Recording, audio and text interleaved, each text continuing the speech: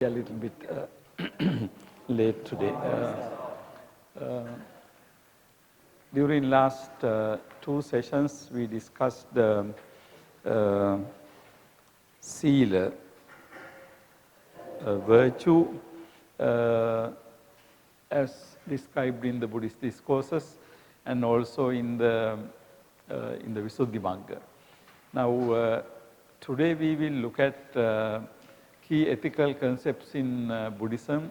When we study ethics, it is very important for us to understand the basic ethical concepts, the concepts that we come across in the Buddhist tradition.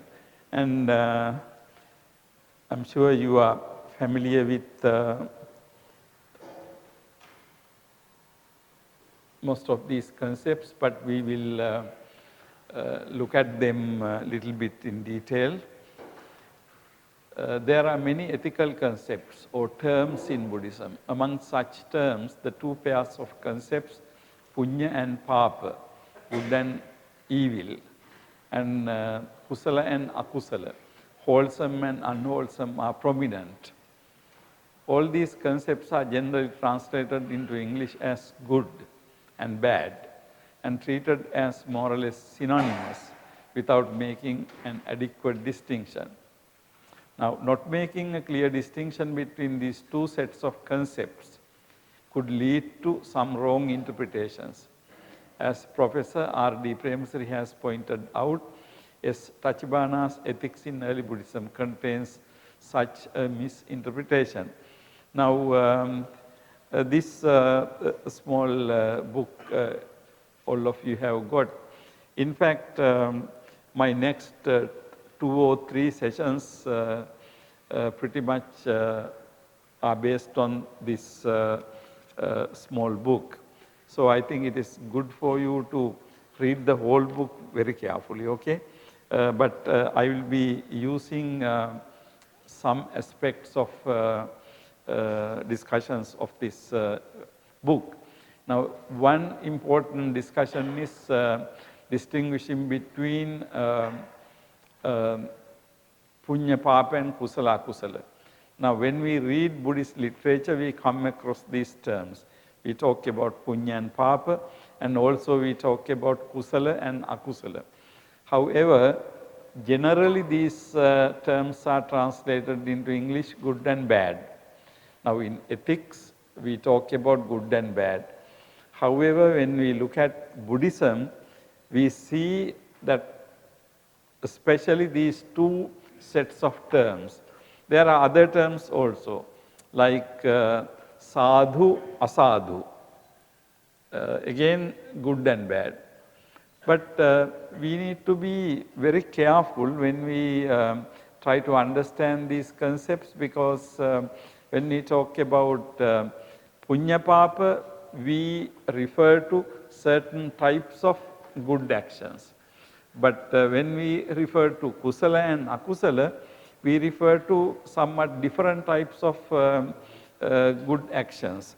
Now, in my last week discussion, I pointed out how to make the distinction between good and bad and right and wrong. When we say something to be good, we mean one aspect is good means something desirable, something we like. Also, good means something ethically and morally good and appropriate. So, in our day-to-day usage, when we use in the term good, we are not always making a distinction. But of course, we must really see that when we say something is good, we mean that it is good, something good to eat, something good to drink, like that. So, something desirable, something we like, so good and bad. At the same time, we are using good and bad to refer to good and bad behavior, good and bad actions. Okay? Now, ethical meaning, ethical significance is somewhat different from the other meaning, okay?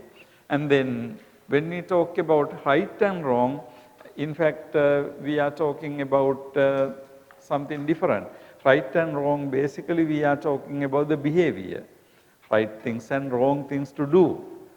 So, the connection between the two is something very important, okay? Connection between the two is something very important. Now, for example, sometimes in ethical behavior, we first determine or define what is good for us. And then accordingly, we next decide what is right and wrong. Okay? We first decide what is good and bad, and then we think, okay, in order to get this good thing, this way of behavior is right. So, rightness sometimes we understand to depend on what we consider to be good and bad. Okay? So, we will come to this point again and again. So, in here, when we read Buddhist literature, it is very important for us to see the difference between Punya Papa and Kusala Kusala. Now, basically, when we talk about Punya Papa, we are talking about Punya Kiriya, usually translated into English as meritorious deeds. And then we accumulate merit, we acquire merit in order for for us to be born in heaven, Sagga. So, when we take Sagga as one goal of life, in order to achieve that, we are talking about Punya. And then Papa is opposite. If you do Papa, we believe that we are going to be born in Apaya or Niraya, hell. So, so Punya Papa is basically connected with Sagga. However, when we talk about Kusala Kusala, these Kusala Akusala, these two terms, in fact, found basically in the teaching of the Buddha. Punya Papa, you also find in other Indian religions, particularly in the Vedic religion, in the Brahmanic tradition, you find concept of Punya and Papa. Okay? Punya Papa is in that sense pre-Buddhist. It was already existing in the society. The idea that certain things are good and certain things are bad ethically, and also these good and bad things are related to your next life, how you are going to be born. So basically this is the understanding. Now in Buddhism we also have concept of Punya Papa. However, in Buddhism we also have as a goal Mokkha, Sagga and Mokkha. Sagga is heaven, Mokkha is liberation. Now there can be two different emphases. Now certain things we do can be good for Sagga. Or if we do the opposite of those things, we will be leading to Niraya or Apaya. That is one aspect. And then certain other things will be conducive or good for Nibbana, attaining the liberation. Okay? So, this distinction, this division is something very important, because in the literature sometimes Punya Papa, Kusala Akusala are used without much distinction. So you talk about Punya Papa, you talk about Kusala Akusala, but it seems that people understand both the same. In fact, even in the ancient literature, you can see that these two concepts have been used interchangeably. So sometimes they talk about Punya, sometimes they talk about Kusala, but they mean the same thing. However, if you look at carefully, you can see that there is a distinction, there is a difference between these two sets of concepts. Now, look at the last paragraph. Not making a distinction between two sets of concepts, could lead to some wrong interpretations.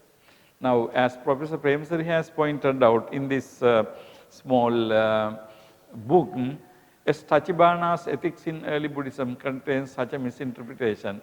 Now, this book, S. Tachibana, Ethics in Early Buddhism, actually this is a fairly old book. I think this was written in 1950s, last century, maybe 50, 60 years old, I am not exactly sure.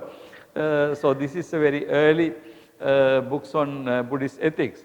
Now, Tachibana thinks that we will look at what is Tachibana's interpretation on Kusala and Nakusala. Now, the enlightened person in Buddhism is beyond good and evil. This is Tachibana's view. Enlightened person in Buddhism is beyond good and evil. That is his view, which means enlightened person is Arahant. Or you can say the Buddha or any Arahant is enlightened person. Now, enlightened person is beyond good and evil. What do you mean by beyond good and evil? It means that when a person becomes an Arahant, for him good and bad or good and evil do not apply. Do not apply mean actually he doesn't have to care about. You know, he reaches a state where it doesn't really matter what he does. You know, something like that. So when you say a person is beyond good and evil, so the good and evil, you know, these aspects that we see in the social life are not applicable to him.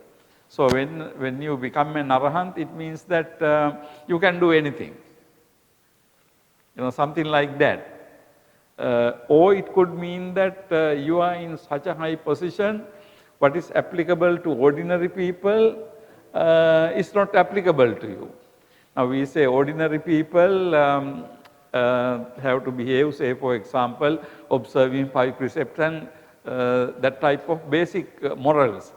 But this idea is that when you become an Arahant, these basic morals are not applicable to you. Okay.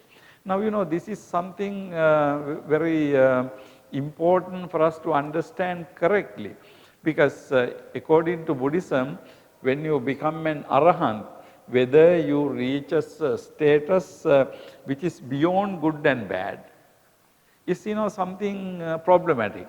Now, if we take, for example, in day-to-day life, sometimes we, in our ordinary life, we say that there are certain things, we say to small children to do those things, but we don't do them. Maybe when children ask them why you don't do it, they say we are adults, we don't have to do it, you know, something like that. That means that there are certain things in ordinary society which may not be applicable to grown-up people, you see. And it is in a way justifiable. There are certain things we say that no, small children should not do these things, okay.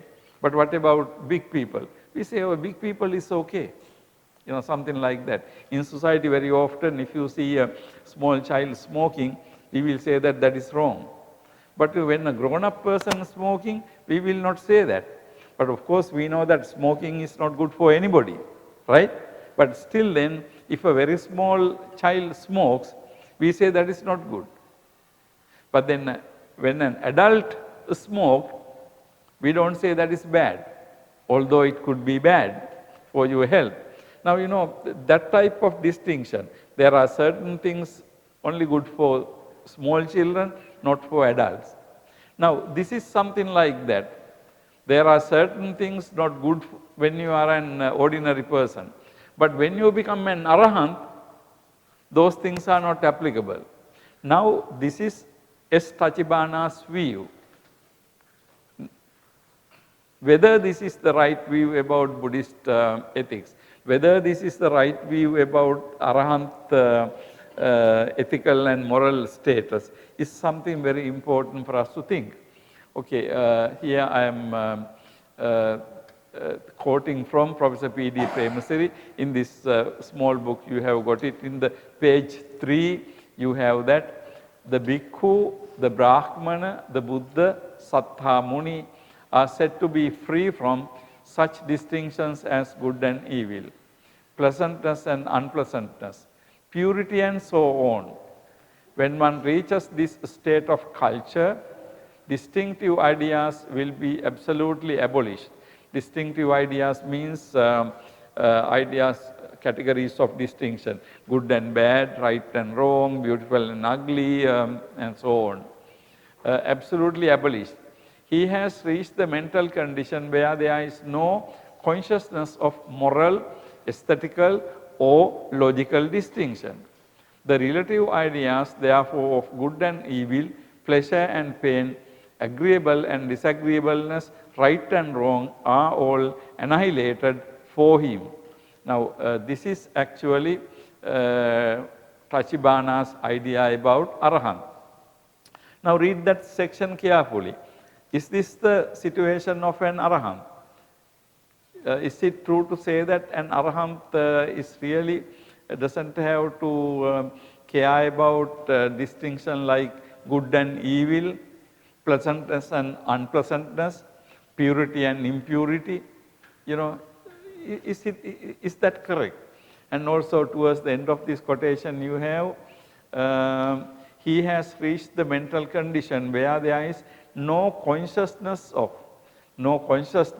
no idea of moral, that means good and bad, aesthetical, that means beautiful and ugly, or logical distinctions. And then logical distinctions means, you know, the whether certain ideas are consistent, certain ideas are contradictory and so on. And relative ideas therefore of good and evil, pleasure and pain, agreeableness and disagreeableness, right and wrong. So, is it correct to say that Arahant doesn't care about right and wrong? When you become an Arahant, does that mean that Arahant doesn't care about right and wrong? Now you see, we know that this idea is not correct. Because Arahanthood is when you become an Arahant, you are really morally perfect person. When you are morally perfect person, you really care about what is good and bad, what is right and wrong. So you can't say that Arahant really doesn't care about. But later I will show you, Tachibana says this because he understood certain things about Punya Papa related to Arahant. That I will explain to you later. But you know, this is one. Now, if you really understand the distinction between good and bad and, I'm sorry, Punya Papa and Kusala Kusala, then we will not say that. But of course, why he says this is because at some point we will see in detail, we say that Arahant is beyond Punya and Papa. But of course, Arahant is not beyond Kusala and Nakusala. Okay? Now, there is such a distinction, but simply because he has misunderstood this distinction, Tachibana seemed to think that, you know, there are certain things, good and bad, right and wrong, these things are not applicable to Arahant. Now, one more reason why some people think, you remember when I was discussing at the very beginning about religion, I told you about some distinction between esotericism and exotericism in religion. There are certain things internal and there are certain things external. Now, sometimes in the religious traditions, people believe that there are certain things when you reach a certain stage, it's okay for you to violate or okay for you to do. For example, when you are a small novice or when you are a big monk, you know, sometimes we think that, you know, there are certain things big monks can do, but small monks cannot do. Right? Yeah. in the practice, we have that type of thing. But actually, if you take the Vinaya, you know that monastic Vinaya doesn't recognize whether you are a big person or small person, whether you are an Arahant or Putujjana even. If you take the Vinaya rules, you can be after Upasampada 1 Vassa or you can be after Upasampada 60 Vassa. So, big difference, but you do not have two Vinayas. Vinay is only one, right? Vinay is only one. So, there is no distinction between Vinaya. You cannot say that, okay, I am a big grown up, I can do certain things. So, you can't do certain things. No, Vinaya is the same thing. Now, interesting thing is, there is no Vinaya distinction even for an Arahant. Even if you are an Arahant, you can't say that I am an Arahant, so I do not have to observe Vinaya. No, not like that. There are certain things. I think you know this story about Venerable Mahakachana. Venerable Mahakachana one time did not go to do the Uposatha, because he thought that he is purified, he is an Arahant, he does not need to go to Uposatha. Now this is an Arahant. I mean, not going to Uposatha is not a big offense. But then Buddha said that, Kachana, if people like you don't go to this, who else should go? Because idea is that even if you are an Arahant, the Vinaya rules are applicable to you, right? So that means in Buddhism you don't have situation where you don't observe Vinaya rules or anything, okay? So this is something very important. Now here you can see that the idea is that when you become an Arahant, the Bhikkhu, Brahmana, Buddha or Sattva Muni said to be free from such distinction. So this is a wrong idea, because in Buddhism. Now what I would like to show you is in fact the basic distinction between Kusala and Nakusala and Punya Papa have to be distinguished accurately, okay? So otherwise you come into this type of wrong views. The concepts Punya Papa are from pre-Buddhist Brahmana tradition and refer to ethical and moral actions in general. The concepts Punya Papa are from pre-Buddhist. I mentioned this earlier. These ideas come from pre-Buddhist tradition. Now they refer to moral actions. Now we know that by the time Buddha was born in India, the Brahmana religion was the practice, and in the Brahmana religion they believed in what is called punya karma. In Sanskrit we say punya and then papa. So they believed in punya karma. Now punya karma they thought will help them to be born in heaven. So this is the basic belief. So this basic ethical concept that was existing in the Indian society, Buddhism accepted, okay? So punya papa is pre-Buddhist Brahmana tradition and refer to ethical and moral actions in general. In the teaching of the Buddha, these concepts similarly refer to ethical and moral actions which are specifically meant for the forms of behavior conducive for pleasant form of rebirth, heaven, Sagga, and unpleasant form of rebirth, Duggati, Apaya, Niraya, respectively. So if you take Punya and Papa, basically Punya helps you to be born in the Sagga, and then Papa leads you to Duggati. Duggati, Apaya and Niraya. So if you look at these three terms, Duggati, Gati means form of birth, Duggati means unpleasant form of birth, Niraya and Apaya, Apa-aya, Nir-aya. Aya means income or what you get, good things. So Apa-aya means away from good things. Niraya means absence of good things. So Apaya, Niraya, Duggati are related to Papa. These two concepts are closely connected to the idea of samsara and the doctrine of karma, which mainly deals with the good, punya karma, and evil, papa karma, actions that result in pleasant and unpleasant forms of existence, bhava, in the samsara. Now this aspect is very important when you talk about punya and papa. Basically punya and papa refer to the samsara. Okay? Punya and Papa refer to the Sansara. Now, for example, if you, as a result of Punya, if you are born in Sagga, that means still in the Sansara. And as a result of Papa, if you are born in Apaya, that is definitely within the Sansara. Now, in other words, the distinction is this. Distinction is this, whether it is Punya or Papa, you are talking about within the Sansara.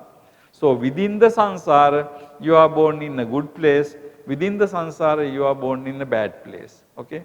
But the basic thing is within the Sansara. Now, this is something very important because in Buddhism, as you know, ultimate goal is to go away from Sansara, right? So, we can say that Punya helps you to be in the Sansara. Papa, of course, keeps you in the Sansara in an unpleasant manner. Now, you know, here lies the basic distinction. Now, if you really want to be going away from Sansara, then of course you can say Punya is not applicable to you, right? You know, this is the basic idea. So, whether it is Punya or Papa, you are within the Sansara. So, your Sansara will be very happy if you do more Punya. And then your Sansara will be very unhappy if you do more Papa. But of course, the fact remains that you are still within the Sansara. For example, it's something like this. You are within a prison. You are within a prison. But of course, you know, people can get together and do many things to beautify the prison. You can whitewash the prison and you can have flower gardens within the prison. But of course, everything is within the prison, right? We are not outside the prison. But you know, if you are really interested in going outside the prison, you don't care about beautifying the prison because you just want to go outside it. You just don't want to be inside it. So you don't want to make prison a happy place. You understand the difference? So the punya is something like you are trying to beautify the prison. You are within the prison, you try to make it as happyful as possible. Now in the Buddhist tradition, now generally there is a distinction between Gahatta and Pabbajita. Household people and those who have left behind the household life. Now for the Gahattas, in the Buddhist tradition, mostly it is Sagga, right? Mostly it is Sagga, the heaven. So that means these householders, you know, getting away from Sansara is not very easy. So the option is for them to make Sansara as comfortable as possible, right? Okay, that is the idea. So these two concepts are closely connected to the idea of Sansara and the doctrine of karma, which mainly deals with the good and bad. So the idea of Sansara, along with Sansara, you have the doctrine of karma, karma and rebirth. You accumulate karmas, you perform karmas, accordingly you reap the results. So these two concepts, when you talk about punya papa, basically it is within the sansara, and also within sansara you are talking about the concept of karma. The concepts kusala and nakusala are not used in the pre-Buddhist tradition in a similar ethical sense. Now one thing to note important is the kusala and nakusala in this sense are used only in Buddhism. It doesn't mean that the two terms kusala and nakusala were not there before the Buddha. They were there, but of course they were used in this ethical sense. Because when you take kusala, basically look at what it is. In Buddhism, these two concepts are used to refer to the actions guided by the unwholesome mental states of attachment, anger and delusion, lobha, dosa, moha, and those guided by their opposite wholesome characteristics, alobha, adosa, amoha. Now here you see something very interesting. Kusala and nakusala are defined. Kusala is what is guided by alobha, dosa, amoha. Akusala is what is guided by lobha, dosa, moha. So now this is an important psychological explanation, okay? Now, when we talk about Punya Papa, we were talking about basically the actions that are conducive for you to be born in the heaven, or that will lead to the hell. But when we use the term Kusala and Nakusala, we are drawing a very important psychological distinction. Because whether something becomes Kusala or Akusala depends on whether in your mind you have Lobha Dosa Moha or Alobha Adosa Amoha. Okay? Whether you have Lobha Dosa Moha, Alobha Dosa Amoha. Now, Kusala and Nakusala in this manner are directly connected with psychological states, which are identified in Buddhism as the major defilements which binds people into the samsara. Now, defilements which bind people to samsara. The absence or the presence of these mental state make an action kusala or akusala. Now, what are the defilements? Defilement means kilesa. If you take the word kilesa, the verb related to kilesa is kilissati. That is the verb, kilissati. Past participle is kilitta. So, you can talk about kilitta chitta and the kilesa. Kilesa means defiling factors. Now, these kilesas are the ones that connect you to samsara, that keeps you in the samsara. The kilesas are the things that keep you in the samsara. So, the major defilements which bind beings into samsara, absence or the presence of these mental states. Now, if you take Lobha Dosa Moha, those are the main things. But of course, we know that only these three are not the only three. There are many others. Issa, Machera, Kukkucha, and so on. In the Abhidhamma, you have all these, the various akusala chetasikas. But then all these akusala chetasikas are included within Lobha, Dosa, and Moha. Actually, even within these three, Moha is the prominent one. It is because of Moha you have Lobha Dosa. So, ultimately, Lobha, Dosa, and Moha. So, these are the three main akusala concepts. So, with these akusala concepts, if they are guided by the akusalas, then actions become akusala. If they are guided by these characteristics, then they become akusala.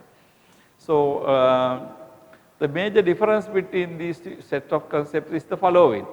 Now, if you look at these two sets of concepts, the major difference is this. Kusala and Nakusala actions assessed from the point of view of nirvana or the release from suffering. Accordingly, actions guided by attachment, anger, and delusion, that means Lobha Dosa Moha, lead the doers to sansaric suffering, while the actions guided by absence of these characteristics lead the doer toward nirvana, release from suffering. Now, punya and papa actions lead the doer to the samsara, while good actions cause samsaric existence to be pleasant by causing birth in the heavenly planes. The evil actions cause the samsaric existence to be unpleasant by causing birth in the unpleasant state.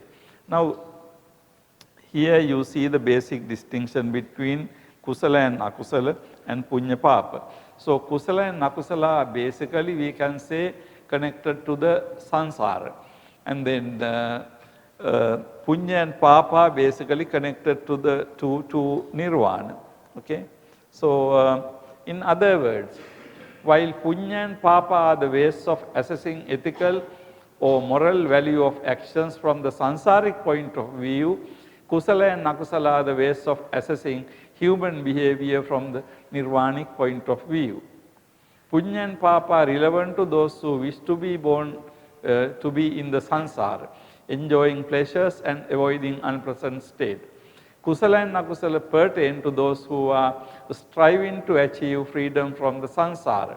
In this sense, punya and papa are relevant to the lay household people, gahatsa, and kusala and nakusala are relevant to those who have left behind household life. Now, here you can see fairly clearly the two sets of concepts have two different goals.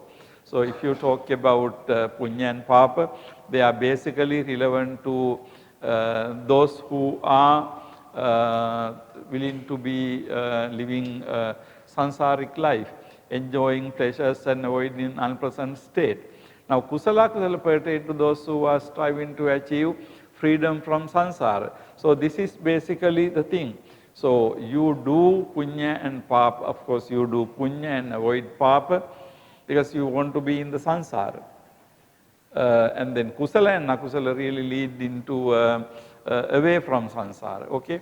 But you know, this concept has to be very carefully understood, because otherwise when I make this kind of distinction, sometimes you may yourself you know, misunderstand this. Now we will go into little bit detail of this. When these two categories are explained in this manner, there arises a question about the moral status of punya acts. For example, an act of donation, dana, is the leading punya act. Can one donate something with lobha? Obviously not. If dana is an act of alobha, is it not an act of kusala? Now, you know, this is a question. Now, we say that punya is for sansara, okay. Now, punya, if you look at the list of punyas, dasa punya kiriyavattu, 10 meritorious deed, dana comes first, generosity, giving comes first. Now, the question is, now if dana is a kusala, if it is, if dana is a punya, if it is not kusala, then are we saying that dana is performed or done with lobha? Now, you know, psychologically this is very important, because you give something. Now, very act of giving involves alobha, because you give something because you don't have lobha for that. But then how come it becomes punya but not kusala? Or what is the meaning of saying that dana is a punya? Now, what makes the difference here is for what purpose one performs this act of donation. Because one performs this action with the expectation of accumulating merits to be useful to future good births. Although one has alobha for the things one donate, one at the same time has an expectation or lobha for the sansaric pleasures. Then it is an action both with and without lobha. Now, what it means is this: if you look at an action of action such as dana, interesting thing is it is not really the dana act, but what is more important is for what purpose you do this. For what purpose do you do dana? Now, if you do the dana in order to be born in the heaven, then you know what you have is lobha, right? Desire, isn't it? If you perform a dana, if you give dana to be born in the heaven, I mean, you are donating something, giving something in order to get something higher, isn't it? It's like this, you know, you are investing some money. Maybe in future you want to get interest, right? So when you go to bank and deposit your money, if you get say 10% or 15% interest, is it an act of dana? No. Are you donating your money to the bank? No, you are not donating your money to the bank. But of course, you are giving that money to bank, depositing your money in the bank, because you know that after 1 year you get 10 or 15% or whatever percentage as your interest. But of course, in order to get that interest for the time being, temporarily you have to be away from your money. So you give and hand your money over to the bank, but you know, because you know you are getting an interest. You know, this act of dana for the sansaric purpose is something like that. You are giving up, but at the same time you have some higher expectation in your mind. You believe that in future one day you will be born in the heaven and you will get so much pleasures. So you part with your whatever the wealth you have for the moment. Now I'm not saying this exactly like this. Actually, when people give dana, when you give dana, you have many things. We give dana to the monastery, also to out of kindness to the monks or the nuns, and then in order to maintain this institute and the places, in order to maintain the temple and all these things. But interesting thing is we have an element of selfishness there. That element of selfishness is we are expecting something by that act. We expect monk or Siale to recognize the donors, be nice to them, and then when they visit the monastery, of course, they are very important people in the monastery because they are the big donors, isn't it? So also the donors expect some kind of recognition. Some kind of recognition. Now what is this recognition? Of course you do something good, but at the same time you expect some kind of recognition. Now this recognition is aspect of lobha. Okay? And also finally you expect to be, the born in heaven. Now that is again another aspect of lobha. So you can see that as ordinary people, when you do this donating act, we have really mixed things. On the one hand we have alobha, but on the other hand we have also lobha. So lobha and alobha kind of coming together. Now according to Abhidhamma this can happen, according to psychology this can happen. I mean exactly it is not like depositing money in the bank, but what happens is you have both lobha and alobha. Both you have desire for the sansara, but out of desire for the sansara you make donation. But the moment you donate, I mean at least for that particular thing you are donating, you don't have attachment. So in that sense it is alobha. So the interesting thing is this is a subtle psychological state.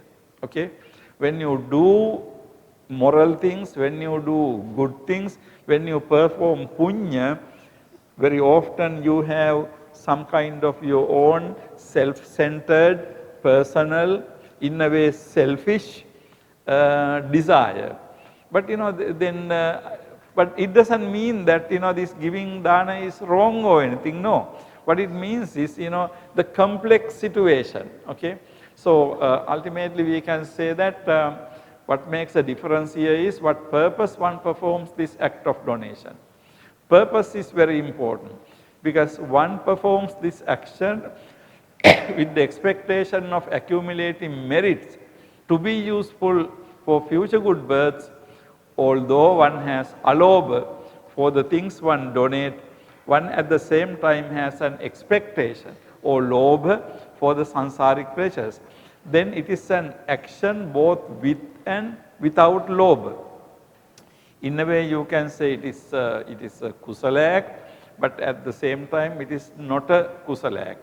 But don't misunderstand, this doesn't mean that punya acts are bad or you should not do punya or something. No, actually punya acts are the very ordinary level of our ethical behavior. It is a good thing to do.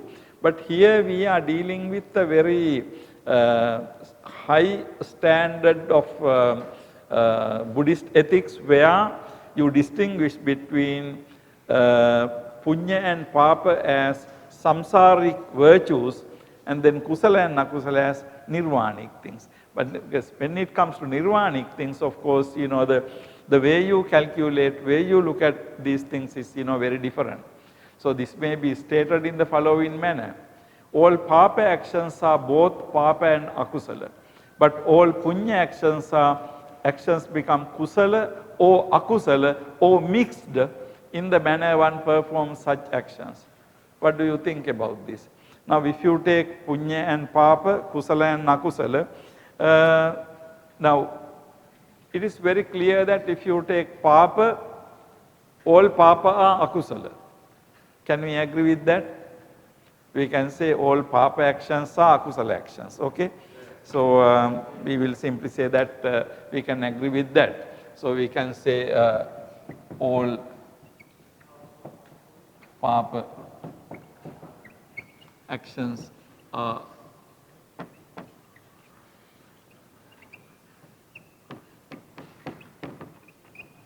akusala actions. Because when something to be papa, of course it has to have lobha dosa moha. So therefore papa and akusala we can say papa akusala. Papa akusala. But on the other hand, all papa actions are akusala actions. But how if this? Okay, are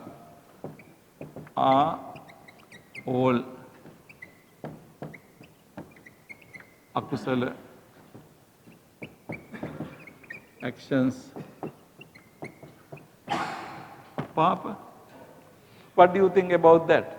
Are all akusala actions papa? Yes or no?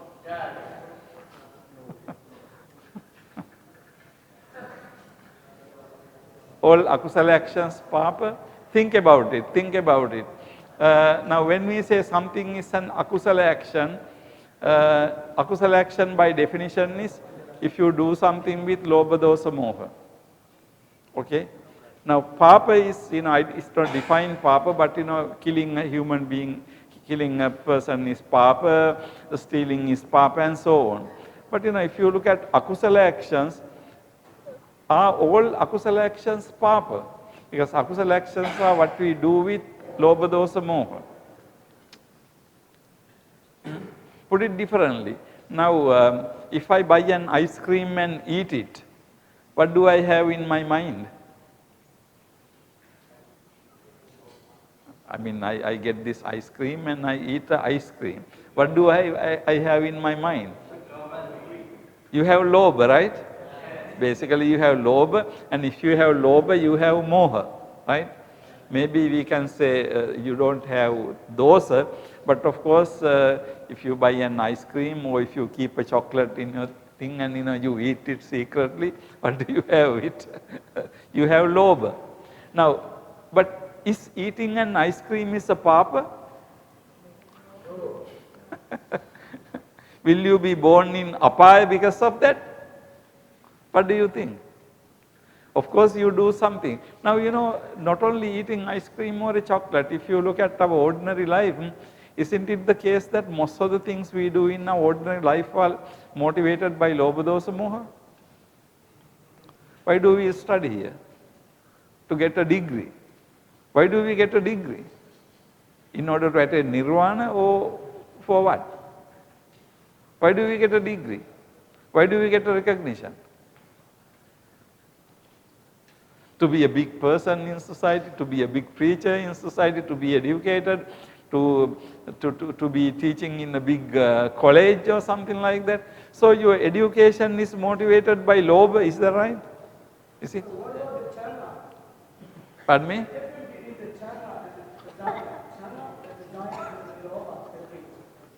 Okay, I will come to that, but here my question is, are all akusala actions are papa? Okay?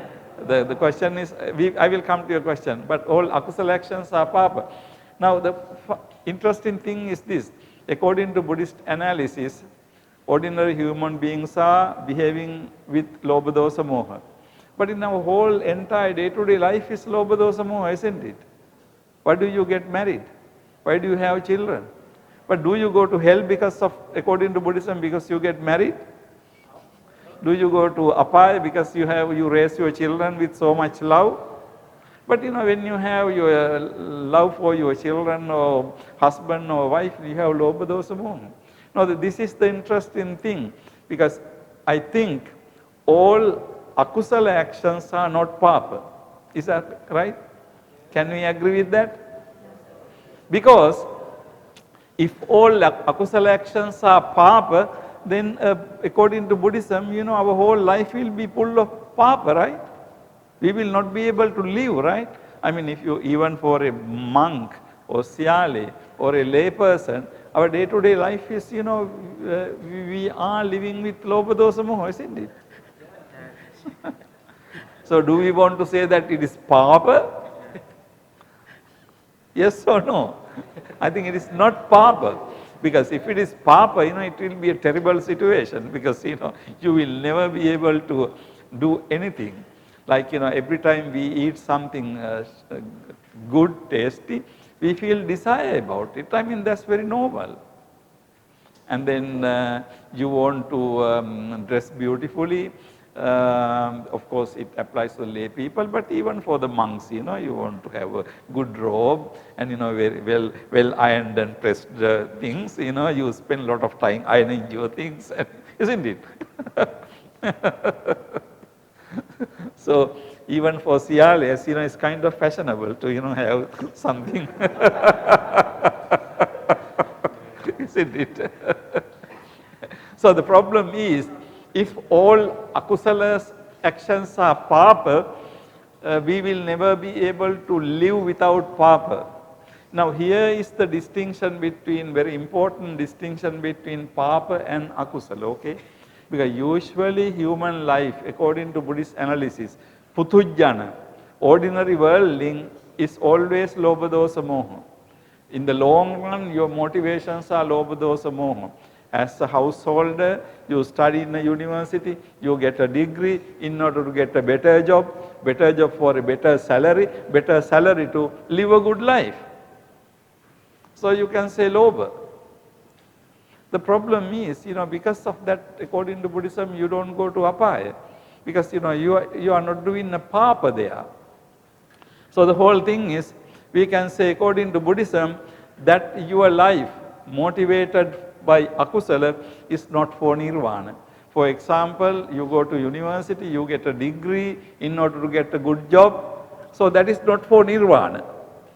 So from nirvanic point of view, that is akusala, right? What is the meaning of akusala? Kusala, akusala. Kusalo means what? Karaniya mattha kusalena. What is the kusala there? Skillful, clever. So kusala person is clever person. Kusala means clever, skillful. So clever means, from the point of view of nirvana, getting a degree is not clever. Okay? Getting a degree is not kusala. Okay? So from the point of view of nirvana. But maybe from the point of view of sansara, getting a degree is kusala. You see? So here you see the distinction very clearly, because what Buddhism considers to be kusala and akusala is, when you look from that point of view, you can see that, the things become kusala or akusala depending on the goal. So here we can say all papa actions are akusala, because all papa have lobha dosa moha, right? Sorry. But that doesn't mean that everything you do with lobha dosa moha is papa. Do you see the kind of logical connection? Okay? You can say all papa is akusala, right? So we can say papa is akusala. But on the other hand, we cannot say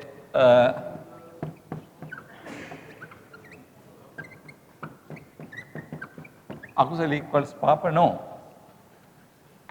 Because certain akusala can be papa, certain akusala may not be papa, right? So the connection between papa and akusala.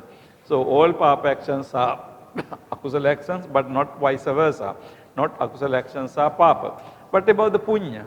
Now, how about punya? Now here we see, example is when we perform a dana. When you perform a dana, I said that dana has both lobha and alobha. In a way, I don't have a lobha about the thing I give. But on the other hand, I have much larger lobha about to be born in the heaven. So that act, so then here look at that. But if all punya actions become kusala, or punya actions can become akusala, or punya actions can become mixed. What do you think? Punya actions can become kusala. Now, for example, if you really do a donation without any expectation, right, sometimes we have that, we give something to unknown beggar. We don't know who the person is. We do sometimes things without any expectations, even though we are ordinary Puthajjana people. There are some occasions we do things without any expectation. Now that can be a kusala act. Of course, as a result of this kusala act, it can also act as a punya. Because you are an ordinary Puthajjana, as a result of that you will be born in heaven. But of course, when you perform the action, you don't have any expectation. You simply do something, you give something to a beggar on the road, or you help somebody out of nowhere.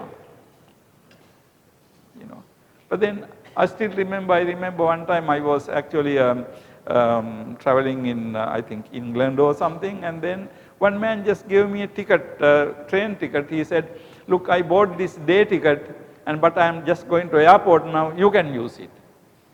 Now, I don't know his name, he doesn't know my name, he just gave me that and he went. Now, what is that act? That's, I think, kusala act, because he doesn't expect anything, because he doesn't know who I am.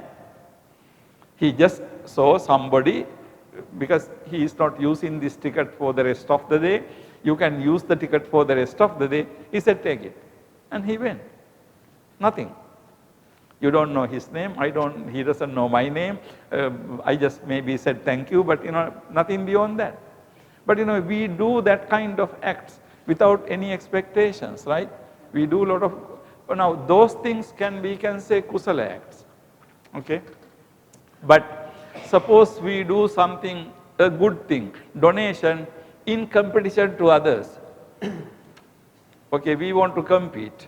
This year these people did, we want to do better or something, So we are competing with somebody else. Now that can be akusala. So you are doing a good thing, but of course with akusala thoughts. You want to compete with somebody. You want to get a better name. You want to get better recognition. So, motivated by all these things, competition, desire, and all these things. So you have lobha, dosa, moha. But what you do is really a good thing, in a sense, because, that helps somebody else. So, and then, but ordinarily, I think, if you take the ordinary Puthujjana people, worldlings, what we do is basically mix things. Do you agree? Because, we can't get away from our lobha, dosa, moha completely, right? So we do things, we like if we get a good name for that. But if we don't get a good name, we might be a little bit upset, but not much. So, like that, life goes on.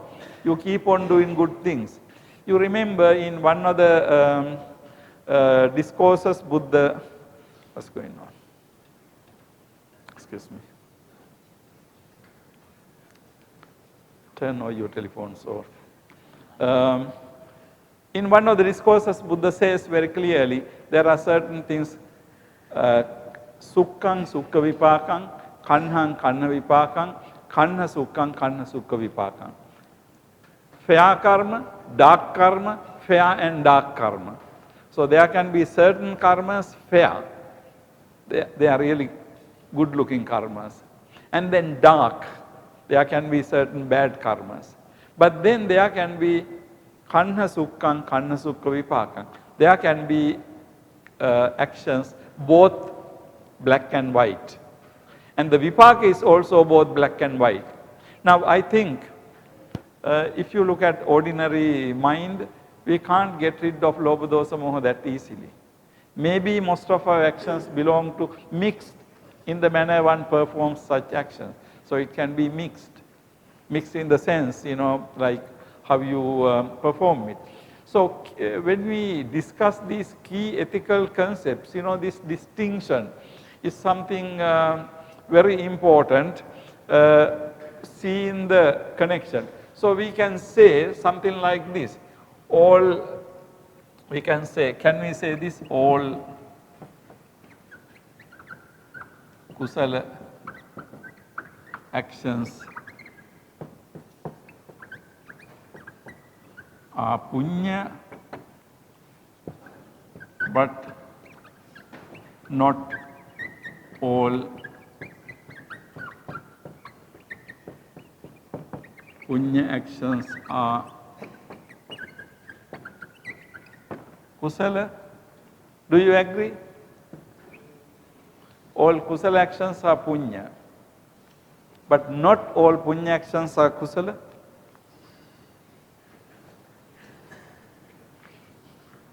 Yes or no? Huh? What do you think? Can we agree that all kusala actions become punya? I mean, if you do something without lobha dosa moha, that is kusala action. It can also become, say for example, if you are not an arahant, then it can become a punya for you, right? Because you are in the sansara, isn't it? Can? Why not? Anyway, come up with your ideas. You don't have to agree with me. I am saying this because nobody disagreeing with me, but you can disagree with me. What do you think? Now, kusala actions are punya. At least for the ordinary people, putujjana people, if you can do a kusala action, something without lobha dosa moha. Of course, by definition, you are putujjana because you always have lobha dosa moha. But at least temporarily, if you can do something without lobha dosa moha, maybe not 100%. So, okay, as a putujjana, you can't be completely away from lobha dosa moha at all. Then maybe you can't do a complete kusala action. Can we decide like that? As putujjanas, we can never do complete kusala actions, right? Because how can you get rid of lobha dosa moha? If you can get rid of lobha dosa moha, then you are not a putujjana, right?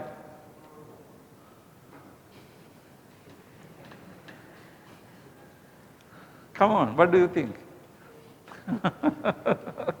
What do you think? Can we say all kusala actions are punya?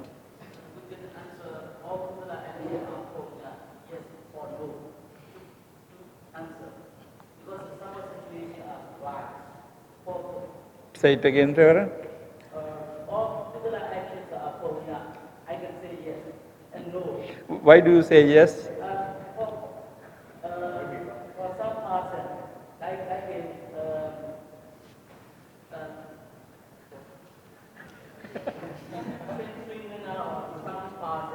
some are Arya, without Arahant. Their kusala actions are punya, can say yes. But some Arahant, they make... So Aryas who are not Arahants can perform, that's what you say? Yes. Okay, And Arahant, they make the kusala action, but they are just, we can't say punya and kriya. Yeah. That's why I deny. So, okay, so your answer is, okay, that's a good answer. So what you say is like Sotapanna, Sakadagami, Anagami, that type of Arya Puggala can be making kusala also punya. Yeah. Okay. But Arahant, yeah, I get the point, So Arahant, whatever does Arahant is not really punya. But okay, that's a good answer. Don't misunderstand, it doesn't mean that Arahanta are not doing what we consider to be punya kamma. Arahanta are doing those things. It does not mean that Arahants don't donate. They donate like anybody else. But only thing is, it doesn't become what is called opadhika punya. Actually, I think I come to that point later. So we can say all kusala actions are punya, yes and no. Yeah. Okay. But not all punya actions are kusala. Can we agree with that? Not all punya actions are kusala. All punya actions are not kusala. Can we agree? Yes. All punya actions are not kusala. What do you think about that?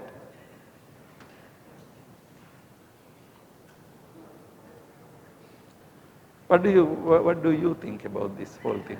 Huh? Anybody has any idea? Huh? Anybody has any idea? Yeah, because when you say something is punya, as I said, punya actions can be all, all punya actions can be kusala, akusala or mixed. If that is true, we can agree with that not all punya actions are kusala. Because some punya actions can be both kusala and akusala. Some punya actions can be really akusala even, okay, depending on the way you do. So all punya actions, we can say not are, something like this could be, not exactly, but we kind of water it down, okay. We kind of water it down. So all kusala actions could be punya, we water it down a little bit. But not all punya actions are kusala, okay. Now you see the distinction is this, it is how we understand this. So basically the kusala concepts are dependent on the psychological analysis, it's on our mind. Punya actions are also like that. But because punya is what is considered to be the samsaric thing, we have a larger concept within, because we are in samsara. Now ethically this is a very challenging thing for Buddhism. Why it is challenging thing for Buddhism? Because somebody can say that, look, according to Buddhism, we are always doing akusala. Because all the putujjanas have lobha dosa moha. Then that means that all the putujjanas are always with akusala. That is why I think we need to make this distinction very clear. Although it can be akusala, it is not papa. It is not morally wrong, because as ordinary worldlings, we have lobha dosa moha, attachment, anger and delusion we have. I mean, in order to get rid of these things, we try. But although we try, we have these things. So in a sense, we can say that putujjana life is akusala life. We have these things. But of course, in the life, as you said, the life of the Sotapanna, I mean the life of the Sakadagami is better than Sotapanna. Life is Anagami is better than Sakadagami. And the Kalyana Putajjana's life is better than ordinary Putajjana. So like that, we can have many different grades within that. But when we say that a Putajjana life is a akusala life, of course we don't need to be frightened about it, because akusala means basically lobha dosa moha. So we are with lobha dosa moha. We can't get rid of that. So in a way we can say any form of akusala life is not good for nirvana. So we give this definition akusala, not clever or not skillful, simply with reference to nirvana. But on the other hand, in Buddhism, if you look at the household life always Buddha described as gihi sukha. You are looking at the happiness in the lay life, and in order to get this happiness, you live that life, you earn money. I mean, earning money is always lobha. But within that lobha, earning money, you can do it in a good manner. Suppose you are selling something, you are doing business for your living, you don't do bad things for your business. But still you want to make money, you want to make a profit. Otherwise you don't do business. But when you do a business, you do in a good manner. You get a reasonable profit, not too much profit. So you can be within limited lobha dosa moha. In other words, you can be limiting your lobha dosa moha, but you can't get rid of. So in that manner we can say it is akusala life. But on the other hand, it is not a papa life. It's not papa. So if you are doing basic things and you are still within the samsara. So you can see there are two levels of morality here. These two concepts are understood in two different degrees. So in that sense we can say that all papa actions are both papa and akusala, but all punya actions become kusala or akusala or mixed in this manner depending on how one performs this action. The Buddha and the Arahant who are freed from the samsara do not require to do or have punya. They do not do any papa or akusala because their attachment, anger and delusions have naturally been eradicated. So, the Buddha and Arahant do not need punya. In one discourse, Buddha says, Anumattena pi punyena attho maihang navijjati. What is the meaning of that? Anumattena pi punyena attho maihang navijjati. Anumattena pi punyena. I do not need even the smallest punya. Why? You are not in the samsara. So Buddha says that I do not need even the smallest punya. Okay? Because you are not in the samsara. You don't want to be born again. So that's why. And then they do not do any papa or akusala. Now Arahant don't do any papa, nor do they any akusala, because their attachment, anger and delusion have naturally been eradicated.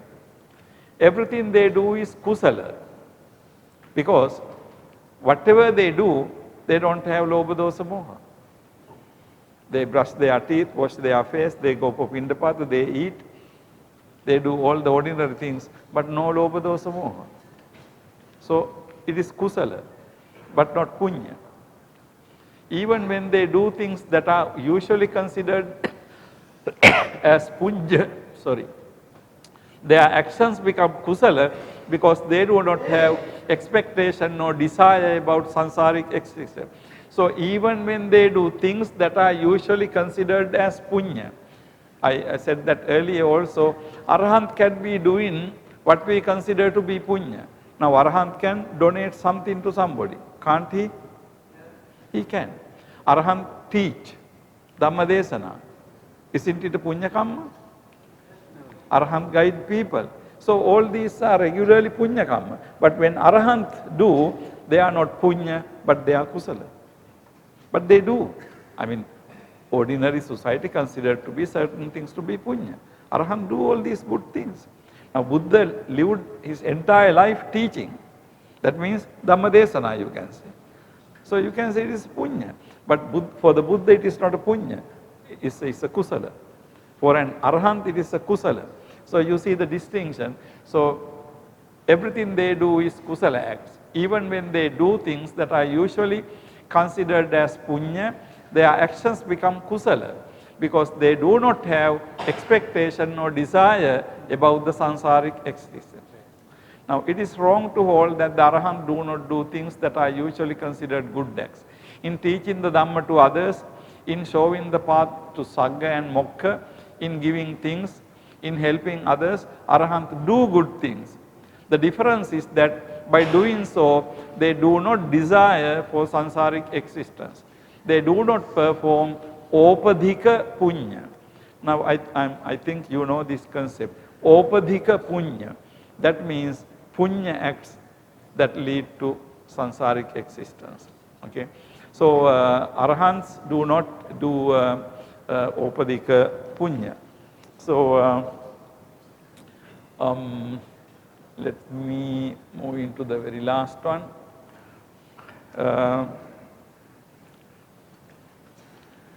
It is wrong to say that an Arahant is beyond good and bad, in the sense that morality is not applicable to such person. The Arahant is not beyond, but away from akusala and punya and papa, but not away from kusala. Do you see the distinction? I mean, as I said at the very beginning, when you say Arahant is beyond good and bad, it gives the meaning that Arahant doesn't have to care about good and bad. That is wrong. Because although Arahant doesn't have definitely papa and akusala, also Arahant doesn't have punya, but Arahant has kusala. Kusala means Arahant behavior is characterized by alobha, adosa and namoha. Okay? So, alobha, adosa and namoha behavior is not beyond good and bad. Actually, Arahant life is within what is called good in the highest sense, kusala. Okay. In other words, Buddha and Arahants are not away from kusala.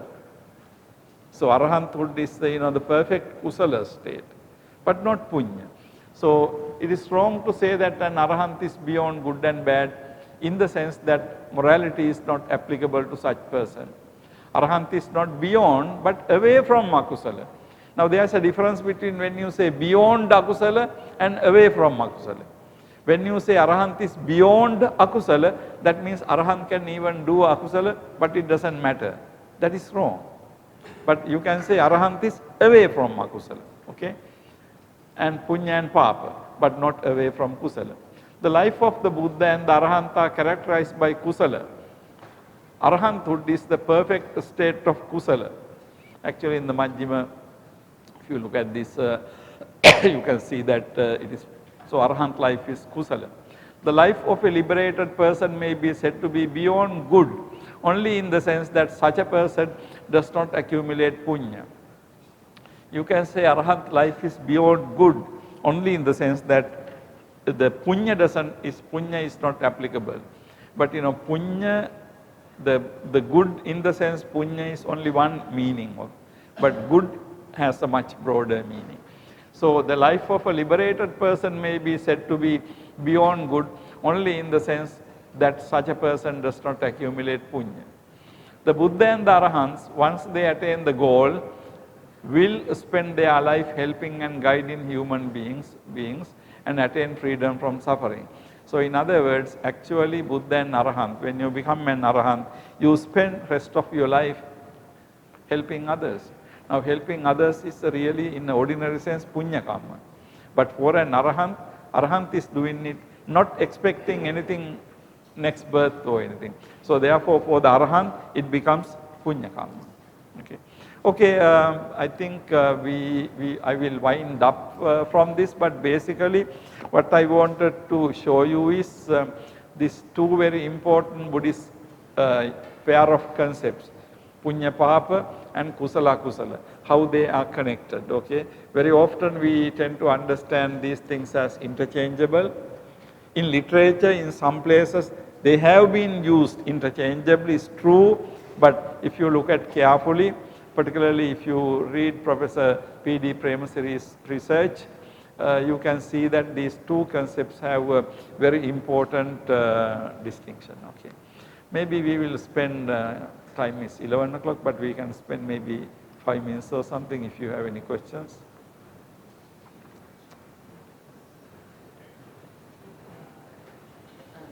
I have a question. Yes, sir, go ahead. You next. Yeah, go ahead.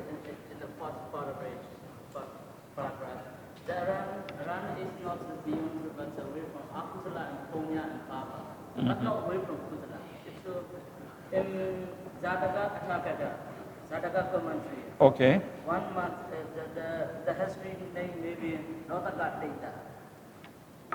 Data Tira story. Once Arahants give some foods to the one charity. Okay. Is this punya or kusala? Well, when Arahant gives, it is not a punya, because punya in the sense Arahant is not doing it with the expectation of any good name or anything. Arahant does it because it is a good thing to do. So it is a kusala thing. Now the distinction between kusala and punya depends on how you do that. You give a gift expecting something in return, even a good name, then it becomes a punya, because it has a lobha. But when if so in punya, behind the punya, there is some expectation to give something. Exactly. You are an ordinary putujjana, you do it with lobha dosa moha. But when an Arahant does something, alobha dosa moha, it doesn't become a punya really, because it becomes a kusala. It's a good, skillful act, but not an expectation. So the distinction is really whether you do something with motivated by subtle lobha. So I have extra. Yeah. What is the difference in good desire and lobha? Well, Because in some story, some of the Arahants, they have a good desire by doing their good thing, like a punya. Behind the punya, they have a good desire, doing pleasure for the little body. But I'm not clear in my brain. So Well, what the difference the venerable, good desire and okay, I get your question. Yeah. The concept, good desire, actually, you can understand several different ways. Say, for example, we talk about Chanda, Chitta, Virya, Vimansa. Now, what is Chanda? Chanda is not really Lobha, but unless you have Chanda, you can't attain Nirvana. You don't practice, right? So Chanda is also, Chanda is desire, but Chanda is desire, but Chanda is not Lobha, right? Yeah. So until you attain Nirvana, you have to have Chanda. Otherwise, you will not attain Nirvana. So that's a good desire, example for good desire. But when it comes to an Arahant, you can't say that whether he has good desire or bad desire, because simply he can have Chanda to do something. Yeah. But that doesn't mean it is not motivated by Lobha, Dosa, Moha. So any form of behavior, because by definition, Arahant is a person who doesn't have Lobha, Dosa, Moha, right? Arahant doesn't have Lobha, Dosa, Moha. So whatever he does is Kusala in that sense. But whatever we do, mostly Punya, but very occasionally, we can be doing something without any expectation, without any Lobha. You see? So in a Puthajjana life, my understanding is occasion for complete Kusala is very limited. But we do Punya really. So that's the basic distinction. Yes, Reverend, we will go to your question.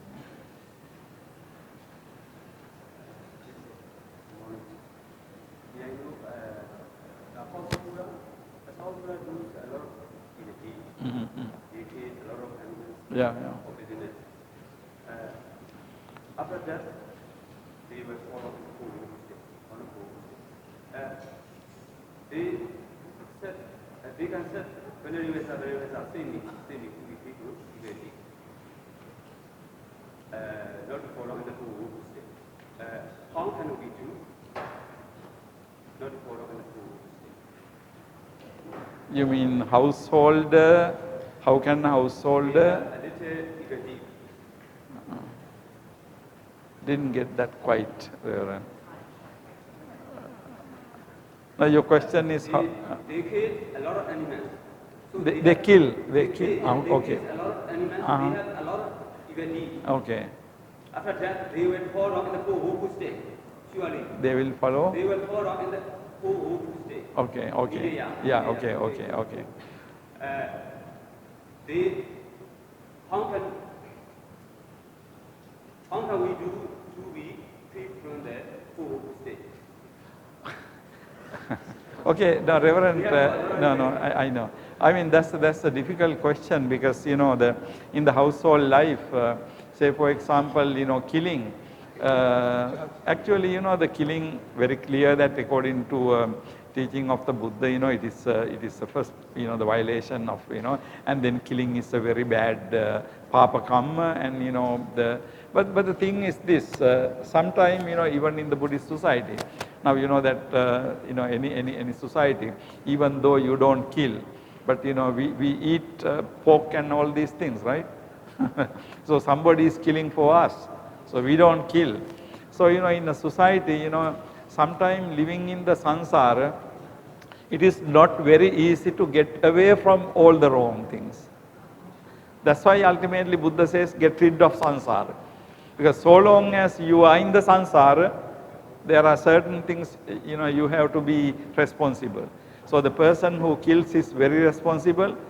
People who are eating is also responsible to some extent, right? So, we can't really get away from the responsibility. But the degree of responsibility can be different. Okay? So the Buddhist position has to be ultimately, get rid of it completely. But if you cannot do it completely, you do it gradually. This is the basic thing for the lay people. Lay people will not be able to live a completely moral life. But there are different degrees. Some people can be living a much higher moral life. Some people much less moral life. It depends on. So ultimately, if you ask from the Buddha, Buddha would say, that is why I say you attain nirvana. Okay, Venerables, I think time is passing, so we will wind up. In the afternoon, we will meet for our world religion discussion. Thank you very much.